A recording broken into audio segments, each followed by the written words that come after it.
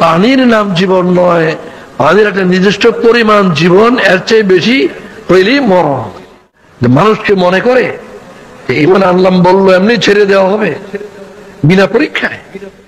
হে আমাদের রব, একবার হেদায়েত করেছো, এরপর আমার দিল থেকে টেরা করে দিও না। হেদায়েত করেছো, হেদায়েত থেকে আমাকে আর পেছনে যেতে দিও না। তো যতগুলি কেস এরকম রুকুনের আমরা পেয়েছি, তাতে আমার এই ধারণা হয়েছে যে রুকনিয়াতের মান কমার মূল কারণ দুইটা। একটা কারণ হচ্ছে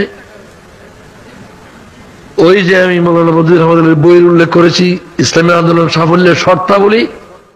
এই শর্তাবলীর ব্যক্তিগত 4টা গুণের 4র্থ গুণটা হচ্ছে যেটা রুকিয়াতের শপথের সময় রুকুন ঘোষণা করি, উদ্বোধনীতে শুনে গেছি যে ইসলামকে কায়েম করা আমার জীবনের উদ্দেশ্য। আমরা রুজি রোজগার করি, চাকরি বাকরি করি, পেশা করি, সংসার করি, বেঁচে থাকার প্রয়োজনে করতে হয়, আল্লাহরই নির্দেশ বেঁচে থাকার জন্য করতে হয়, তাই করি।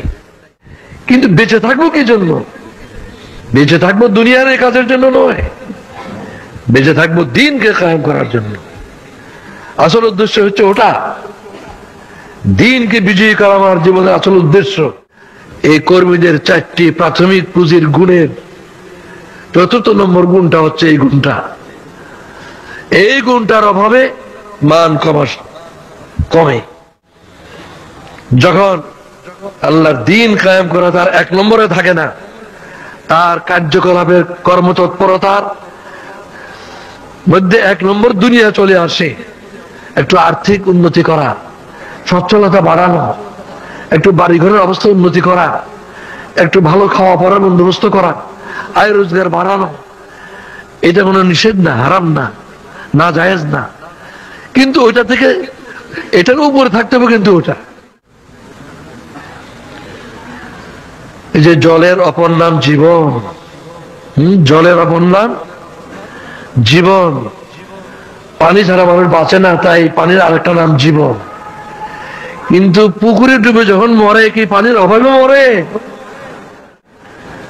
তাহলে বোঝা গেল পানির নাম জীবন নয়, পানির একটা নির্দিষ্ট পরিমাণ জীবন, এর চেয়ে বেশি হইলেই মরণ। যে পানি একটা নির্দিষ্ট পরিমাণে তার জীবন দেয়, সেই পানি পরিমাণের বেশি হলে এটা মরণ।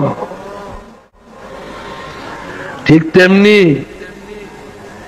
দুনিয়ার আকর্ষণ, দুনিয়ার রোজি রোজগার, এগুলি জীবন, মুমিনেরও জীবন। কিন্তু আল্লাহর দ্বীনকে বিজয়ী করার কাজটা যদি পেছনে ফেলে এই কাজ করা হয়, তাহলে পরে পরিমাণ বেশি হয়ে গেলে দুনিয়ার, এটা ইমানের মরণ। ইমানের মরণ। এই ইমানের মরণের পথ ধরার কারণে মান কমে, তখন এলেম কমে, আমল কমে, সব দিক দিয়ে কমে। এইগুলো একটা কারণ। এইটার কারণে বৈঠকে ঠিক মতো আসে না, রিপোর্ট দুর্বল হয়, এটার কারণে এয়ানত রেগুলার দেয় না, অনেক দিক দিয়েই তার কমতি আসে। দুনিয়া কামাই করতে হবে বেঁচে থাকার জন্য, এটা জীবন। কিন্তু দ্বীনকে বিজয়ী করা আমার আসল কাজ, ওটা 1 নম্বরে রাখতে হবে, এটার প্রাধান্য দিতে হবে, এটাকে অধিক গুরুত্ব দিতে হবে। ওটাকে গুরুত্ব কম দিলে আমার ইমানের মরণ। দ্বিতীয় যে কারণে মান কমে, সেটা হচ্ছে আর একটু সূক্ষ্ম এবং গভীর। যখন রুকুন ইন্না সলাতি ওয়া নুসুকি ওয়া মাহইয়ায়া ওয়া মামাতি লিল্লাহি রাব্বিল আলামিন বলে শপথ নেয়, তখন এটা এত বড় একটা দাবি, আল্লাহকে সাক্ষী রেখে আল্লাহর বান্দাদের সামনে ঘোষণা করছে রুকুন যে আমার জীবনের সবকিছু, হায়াত মত সবকিছু আল্লাহর জন্য। এই ঘোষণা দিল আর আল্লাহ এমনি ছেড়ে দিবেন বিনা পরীক্ষা? এটা হতে পারে? আহাসিবান নাসু আন ইউতরাকু আন ইয়াকুলু আমান্না ওয়া হুম লা ইফতানুন। সূরা আল-আনকাবুতের 1লা আয়াত। মানুষকে মনে করে যে ইমান আনলাম বললো এমনি ছেড়ে দেওয়া হবে বিনা পরীক্ষায়। ওয়ালাকাদ ফাতান্নাল্লাযীনা মিন ক্বাবলিহিম, এর আগেও যারা ইমানের পথে এসেছে বিনা পরীক্ষা কাউকে আমি ছাড়ি নাই। আল্লাহ তাআলা এই গ্যারান্টি কখনো দেন নাই যে একবার হেদায়েত হয়েছে আর কখনো গোমরাহ হবে না, দিয়েছেন এরকম? বরং শিক্ষা দিয়েছেন দোয়া করো, দোয়া করো, রব্বানা লা তুযিগ কুলুবানা বা'দা ইয হাদাইতানা, রব্বানা লা তুযিগ কুলুবানা বা'দা ইয হাদাইতানা।